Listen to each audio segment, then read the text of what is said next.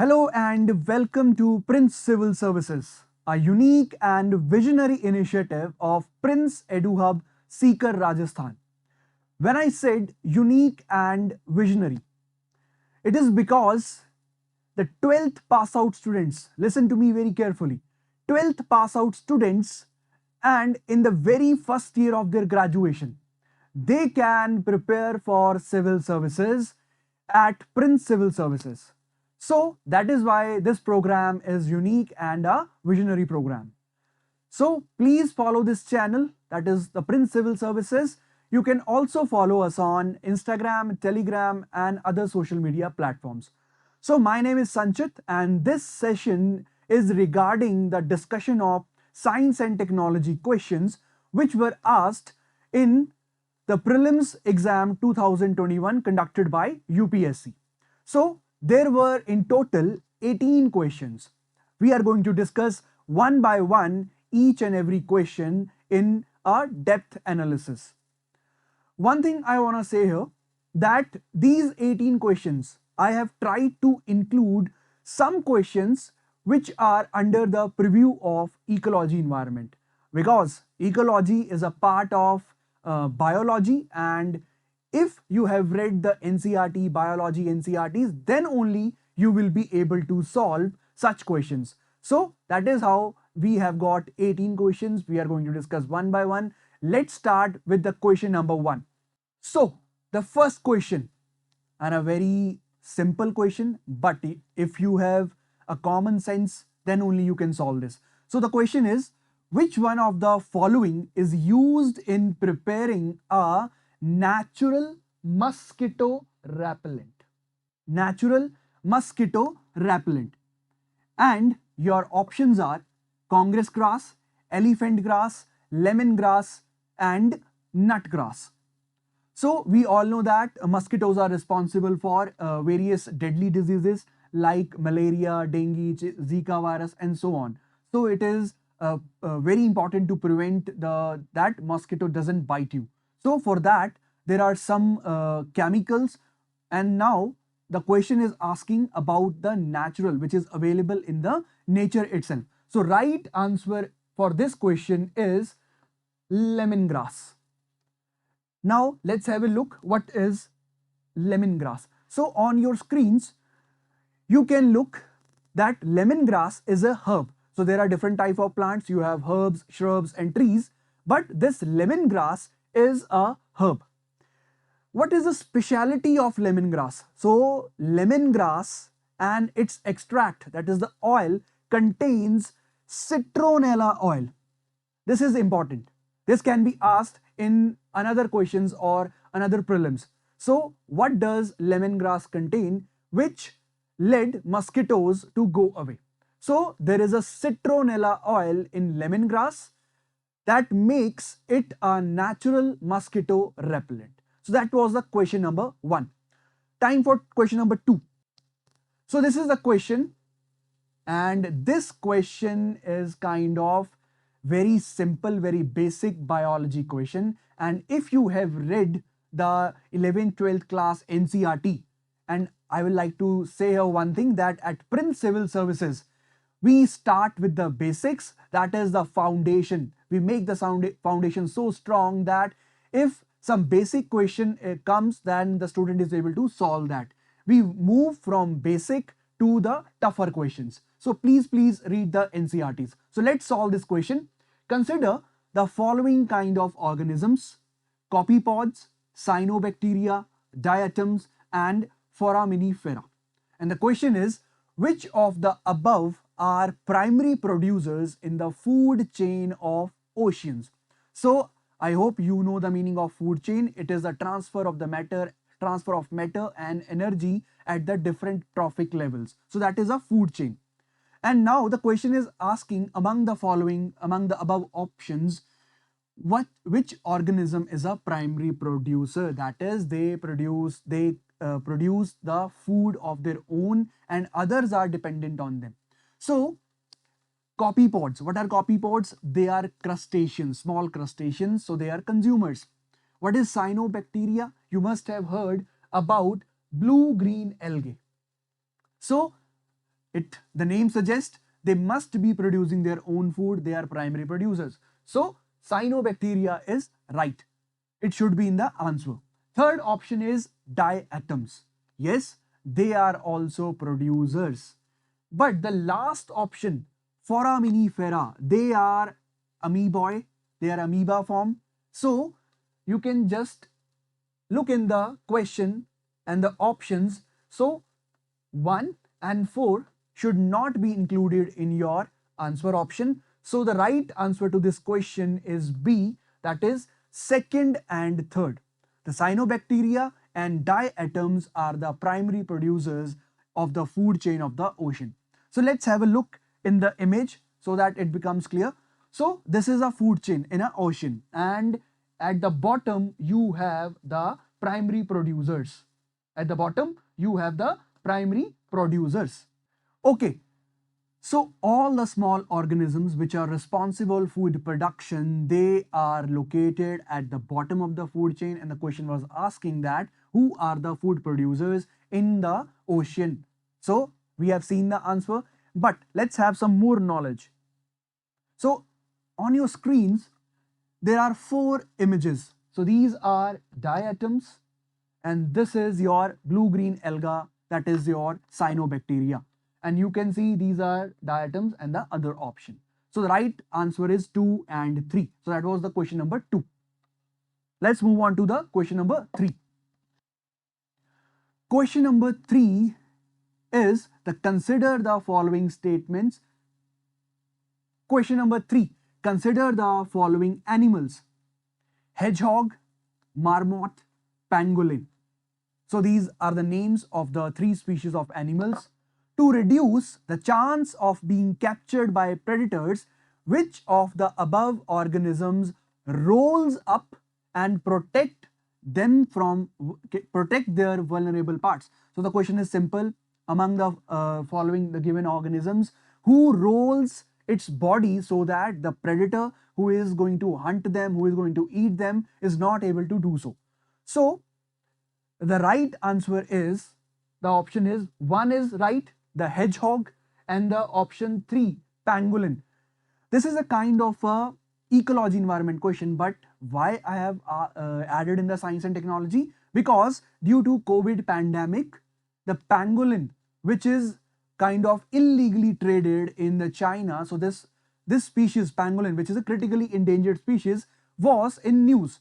So UPSC asked regarding the pangolin. So that is why I have added into the science and technology question.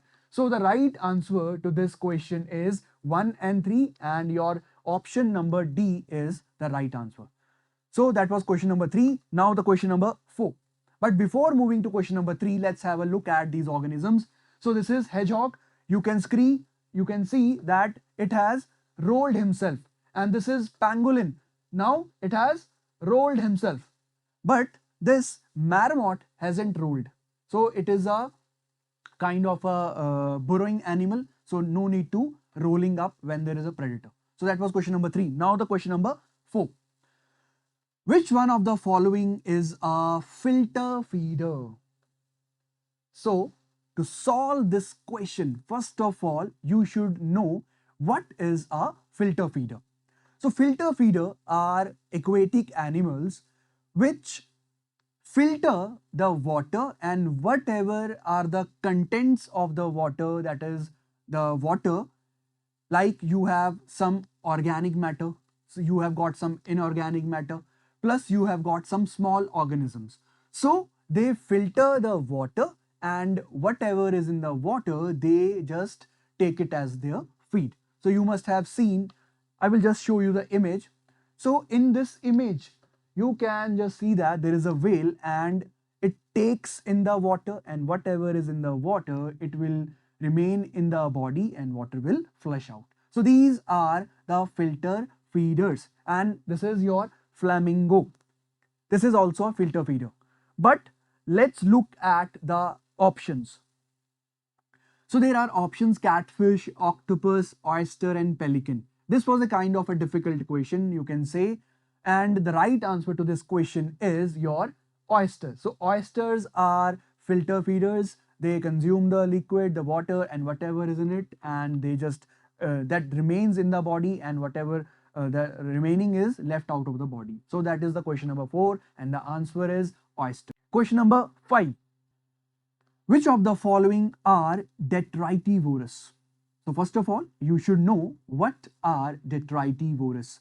So detritivorous are organisms, animals, which feed on dead decaying animals or matter. So that is the simplest definition of detritivorous, that organisms which feed on dead organic matter are considered as detritivorous. So the options are earthworms, jellyfish, millipedes, seahorses, and woodlice. So among the following options, among the given options, there is an animal jellyfish. Jellyfish. So we must have all seen that jellyfish is kind of a big organism and it consumes some small marine aquatic animals. So the option number 2 shouldn't be in your answer. Let's check now the options. So in whatever option we have, the 2, we will just cross it. So A is gone, B is gone, and now also the D option is gone. And what is left is your option number C, and the right answer is first, millipedes, woodlice. So these are the detritivorous among the given organisms. So I hope detritivorous meaning is clear, and jellyfish, which consumes large fishes and not the decaying matter, should be left out, and remaining options you can choose out. So the right answer is C, 1, 3, and 5. You can just have further information. So these are the options: the earthworm, the jellyfish, the millipede, the seahorse, and your woodlice. So among the options, jellyfish and woodhorse are not detritivorous. Please remember, these are not detritivorous. So I have provided, you can just check out that these are some other animals or plants also which are detritivorous. So you have snail, you have millipede, you have crab, you have earthworm. These are all detritivorous, that is, they consume the dead organic matter. So that was the question number 4. Now move on to the next question, question number 5. Sorry, question number 6. Which of the following have species that can establish symbiotic relationship with other organisms? So first of all, you should know the meaning of the symbiotic relationship. What is symbiotic relationship? So when two organisms are in relationship and that relationship is for a long time and there is kind of no survival of the one species or the both without the one. So that kind of relationship is known as symbiotic relationship. And again, I will stress on this point, this question is directly from the NCERT. So please, it's a humble request to all the aspirants that please, if you are ignoring NCERTs, especially the science NCERTs, it is not going to work. So please read the NCERTs. And your options in the question are cnidarians, fungi, and protozoa. So among the 3 given names, let's look at who goes into symbiotic relationship. So first of all, cnidarians. You must have heard about the corals. The corals. Yes, the corals are in symbiotic relationship with whom? They are in symbiotic relationship with algae. So cnidarians should be in your option. Then you have fungi. We all know, we have heard about the lichens. Lichens, they are single organism, but they are more made up of fungi and your algae. So they are in symbiotic relationship. Third is protozoa. You must have heard about the termites. Termites, in their gut, they have protozoa, the parasites, which generate such enzymes which help the termite to digest the cellulose. So yes, all the options are correct, and the right answer is D, that is 1, 2, and 3. So that was a kind of a simple question.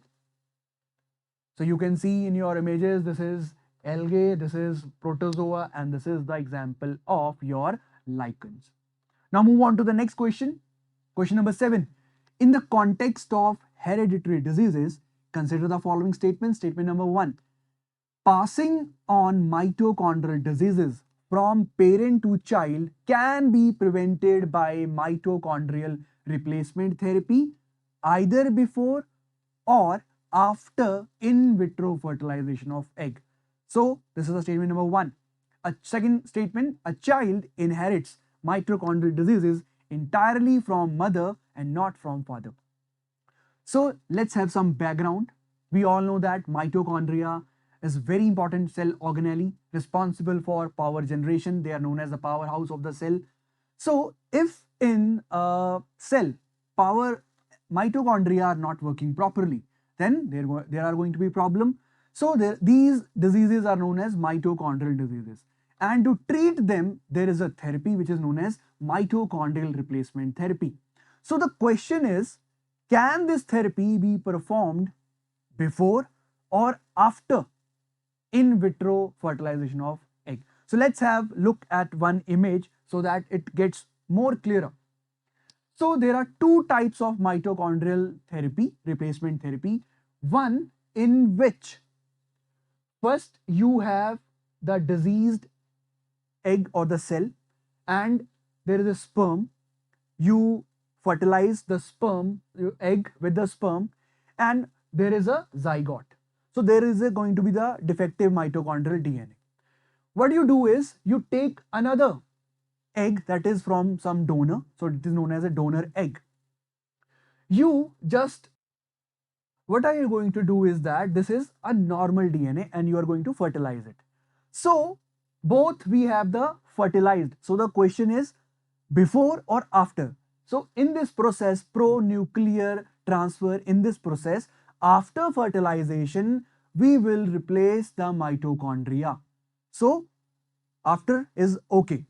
But this mitochondrial replacement therapy can also be performed before the fertilization. So there is normal egg, you do the therapy, you just replace the nucleus with the normal nucleus, the normal mitochondrial DNA, and after that there is going to be fertilization. So the statement 1 is right, that mitochondrial replacement therapy can be performed before or after in vitro fertilization. In vitro fertilization, that is in the lab.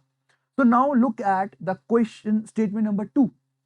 A child inherits mitochondrial diseases entirely from mother and not from father. So this statement is right. There are some diseases which are passed on from mother to the child. So mitochondrial diseases are one of those diseases which fall into this category. So both statements are right, the statement number 1 and statement number 2, and the right answer is C, both 1 and 2. So this was kind of a tough question, but if you have done biotechnology in a right manner, right way, then you must have been able to solve this question.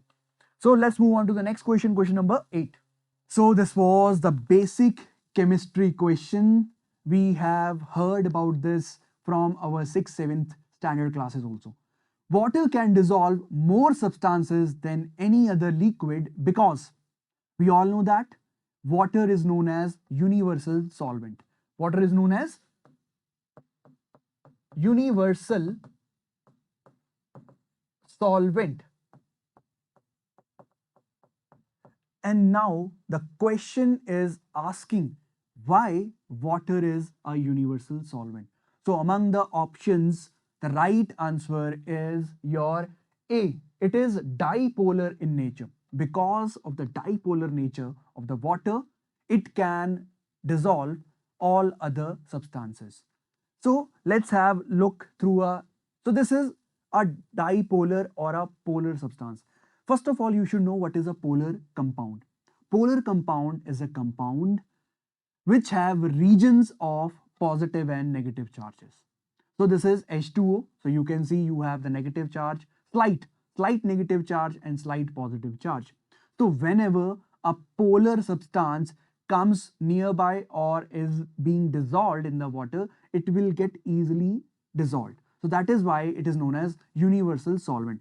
So in water, all the polar compounds, ionic compounds, they get dissolved easily, and non-polar substances are hard to dissolve. So the right answer is, it is because of the dipolar nature of the water that it is a universal solvent. Time for the next question. Question number 9, the simplest science and technology question for this year. Bolgard 1 and Bolgard 2 technologies are mentioned in the context of. So this technology, Bolgard 1 and Bolgard 2, is the trademark of a Bayer company, that is a German pharmaceutical company. Giant is a multinational company. So they started this technology regarding the BT cotton. So there are genetically modified crops. BT cotton is one of them, and Bolgard 1 and Bolgard 2 technology is regarding the this genetically modified crops. So from the name itself, you can get an idea. Bolgard. We all know that there is a bollworm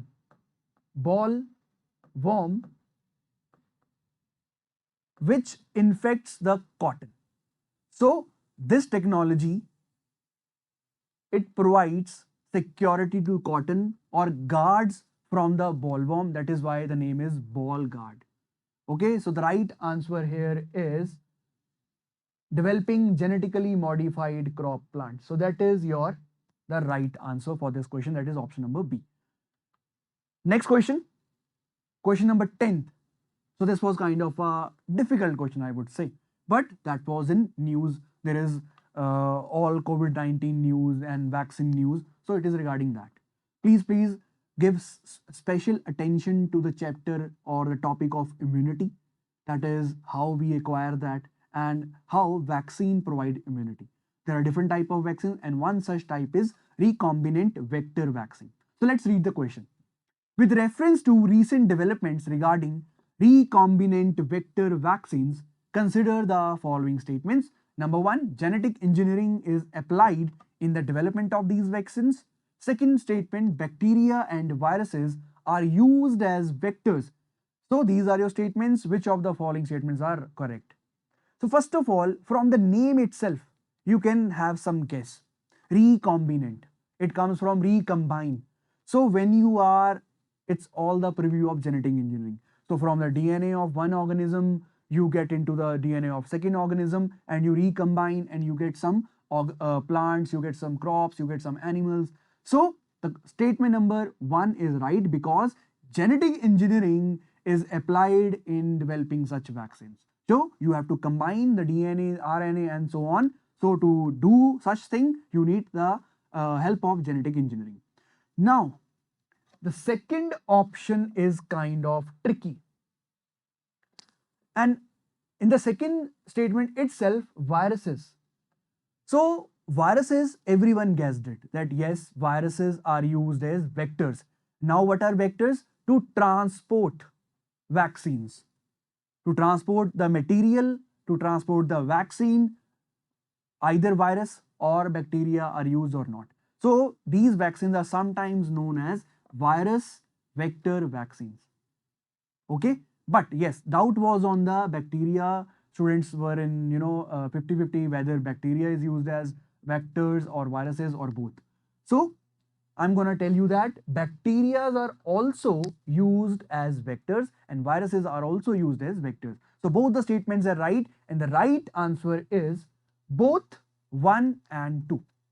Okay, so that was a difficult question, but it was more of a current affair. If you were following the if you are following the news regularly regarding the vaccines, the type of vaccines, then you must be able to solve this question. The next question.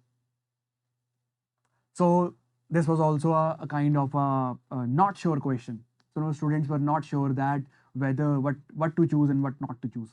In a pressure cooker, the temperature at which the food is cooked depends mainly upon which of the following. So in a pressure cooker, the temperature at which the food is cooked depends mainly upon which of the following. There are 3 options: area of the hole in the lid, temperature of the flame, weight of the lid. So there are 2 options containing the lid. So let's understand the function of the lid.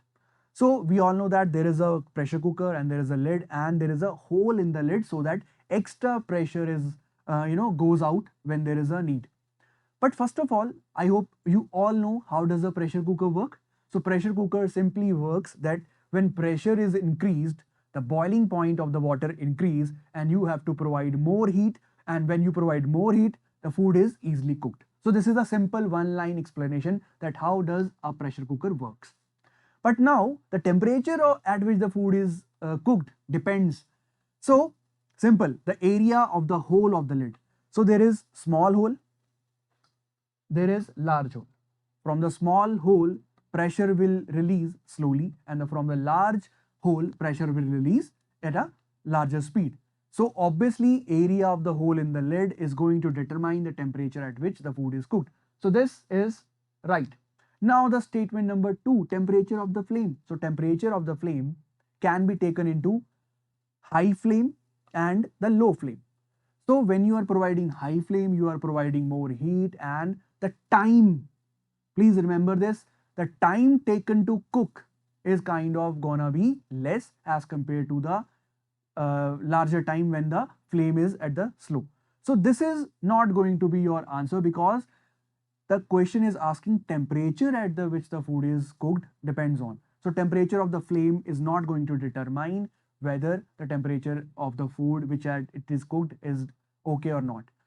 What about the third statement, third option, weight of the lid? Obviously, the heavier the lid, the more pressure is going to be exerted. So both 1 and the weight of the lid should be in your answer, and that option is your 1 and 2. Sorry, 1 and 3. Right answer is C, 1 and 3 only. Okay, so that was a bit of a common sense question, not much hi-fi science and technology, but yes, common sense is not that common. So please, next time whenever you are appearing or first time appearing, please use some common sense in the paper. Next question, consider the following bacteria, fungi and virus. Which of the above can be cultured in the artificial synthetic medium? First of all, you should know what is artificial or synthetic medium. So in lab, when you have to grow culture, bacteria and fungi and virus, right now I'm not going to the answer, just listen what is synthetic medium. So whenever you have to grow some organism, you get a medium and you add all the nutrients which are required for the growth. But in this question, viruses, and please give special attention to virus. Virus are kind of special organisms. Whenever they are outside the host cell, they are dead, and when they enter the host cell, they are kind of alive. So this is the answer. Viruses require a living host or a living host cell for their propagation and for their growth. So virus should not be in the option. So 1 and 2 is the answer. They can be cultured in the synthetic medium or the artificial medium. So 1 and 2, the right answer is A. Okay, and always UPSC is asking questions regarding bacteria, fungi and virus in the similar format. There will be 3 names, bacteria, fungi, virus, and the question will be something else. So this time it was artificial or synthetic medium. Now the question number 13. Consider the following statements. Again, a question based on virus and COVID-19 because of the COVID-19. So the question is, adenoviruses have single-stranded DNA genomes, whereas retroviruses have double-stranded DNA genomes. That's the statement number 1. Common cold is sometimes caused by adenoviruses, whereas AIDS is caused by retrovirus. Let's look at the statement number 1. So in the statement number 1, adenoviruses have, it is written single-stranded DNA. So this is wrong. They have double-stranded DNA. So adenovirus contains double-stranded DNA. Next, the retroviruses, and in case of retroviruses, they do not have DNA, they have RNA. Okay, the statement number 1 is wrong. So this and this is not going to be your answer. Now look at the question, statement number 2. Common cold is sometimes caused by adenovirus, where AIDS is caused by a retrovirus. So this statement is right. Please remember, common cold has various reasons or causative organisms, but it is also caused by adenovirus and some other viruses. And AIDS, obvious, retrovirus, which is HIV, human immunodeficiency virus. So that is the answer. That only 2 is right, 1 is not right, and the answer is B. So that is a current affair question also. Next, this is also a good question. With reference to street lighting, please remember this, street lighting.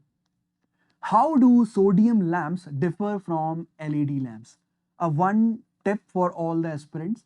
UPSC tends to ask such common sense questions. You have LED in your homes, you have incandescent lamps, you have CFL, you have Bluetooth remotes, you have infrared remotes, and so on. So UPSC is going to ask the differences between such things. Now, in this question, they have asked the difference between the sodium lamp and LED lamp. So let's have the question, statement number 1. Sodium lamps produce light in 360 degrees, but it is not so in the case of LED lamps. Please remember the street lighting, and the statement number 1 is right. What does this mean? 360 degrees. 360 degree means the light is omnidirectional.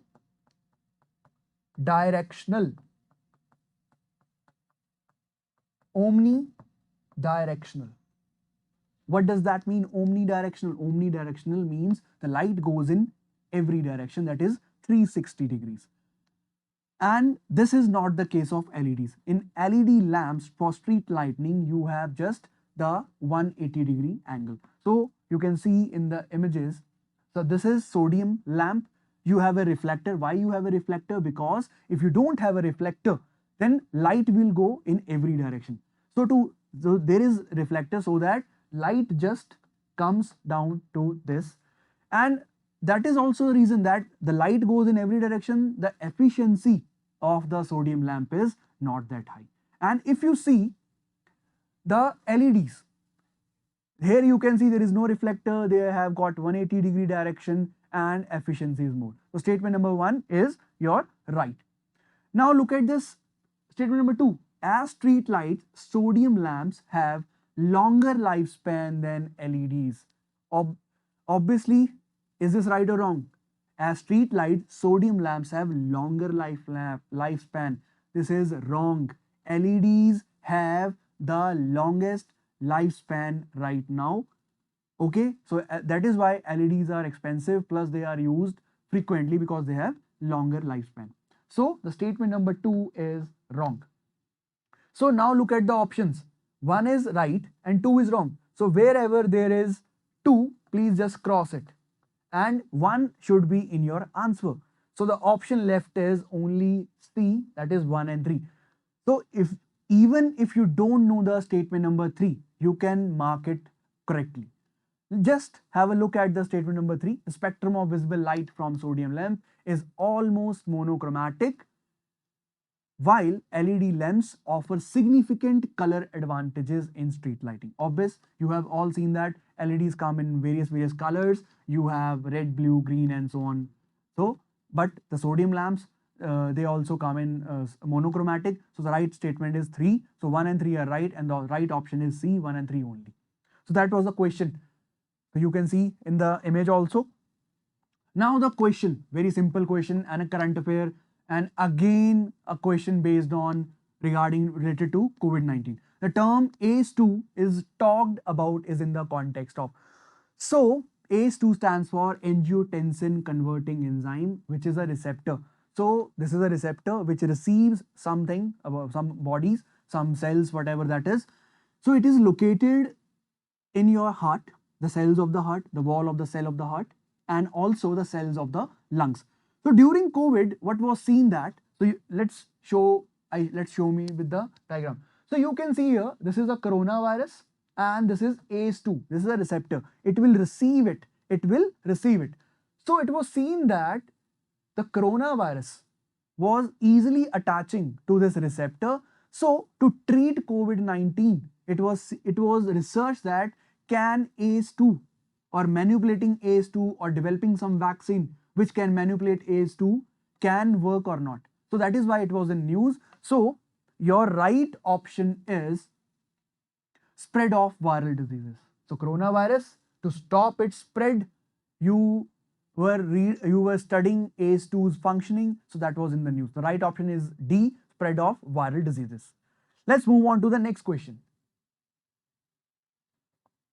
A kind of a simple question but important one. Bisphenol A is a cause of concern, is a structural key component in the manufacture of which of the following kind of plastics? So bisphenol B, that is BPA, is a chemical which is used in the production of plastic. But what kind of? So the right option is polycarbonate plastic. So this is the plastic by through which bottles are made. You know, it is said that BPA is okay with the adults, but it is very harmful for the kids. And those milk bottles, which is used to feed the kids, contains polycarbonate and contains bisphenol A. So this is the right answer, polycarbonate. Bisphenol A is a component of polycarbonate plastic. So the right option is B. The next question. So if you want to have some further knowledge or further information regarding the negative impacts of BPA, you can just check out. So it affects every organ. It can lead to cancer, diabetes, nervous system damaging, and cardiovascular disease, and so on. So you can just pause the video and have a look if you want to have that what are the negative impacts of BPA. The next question, and it is just a humble request that please stop consuming the plastic bottles or stop using the plastic. It is not good for environment. Next question is, triclosan, considered harmful when exposed to high levels for a long time, is most likely present in which of the following? So again, a kind of current affair question but related to science and technology. So we all must have used during this pandemic or must be using right now also the hand wash, or we must be using hand sanitizers. So this triclosan is a chemical which is an ingredient of those hand sanitizers. So it is also in soaps, deodorants. So the right option is toiletries. It is not present in food preservation, food ripening substances, reused plastic containers. It is present in the toiletries, and just check your hand sanitizers. It must have that ingredient that is known as triclosan. So in large quantities, in over a longer period of time, it can be harmful. So right answer is D, toiletries, soap, deodorants, hand sanitizers, hand wash, etc.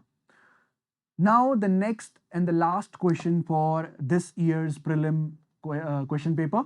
Which one of the following is a reason why astronomical distances are measured in light years?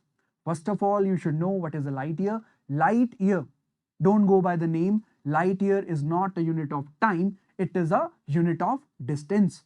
And the question is asking that the distance between astronomical bodies, various stars, planets, and the stars and the moons and the planets, why they are measured in light years? So the right option, or let's discuss one by one the option. Distance among stellar bodies do not change. This is a wrong statement because, as we all know, universe is expanding.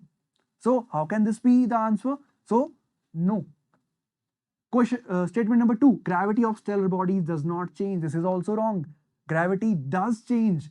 Where gravity, if you remember the formula, mass, it is dependent on the mass. So if you take the example of sun, so it ejects the material, so mass is getting decreased. So if mass is getting decreased, there will be impact on the gravity. So gravity does change. So that is not the right answer. Light always travel in straight line. This is also wrong because you must have heard about gravitational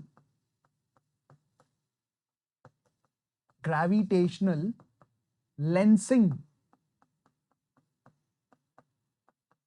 So when one galaxy comes in the path of other galaxy, the light bends, and you must have heard about the black holes also. So it bends the light. So this is also wrong. And the right answer is speed of light is always same. Yes, whether you go in the space or whether you are on the earth, the speed of light is always going to remain the same. That is why it is used to measure astronomical distances. So guys, so aspirants, all the aspirants, that was the science and technology question discussion. I hope you like this video. Please like this video and comment your queries. I will try to answer all the queries as soon as possible. And please subscribe the Prince Civil Services channel and other social media platforms for regular updates. You can follow us on Instagram, Telegram, and also on Twitter. So that's it. Please share it and please follow it. Thank you and have a great day. Thanks you.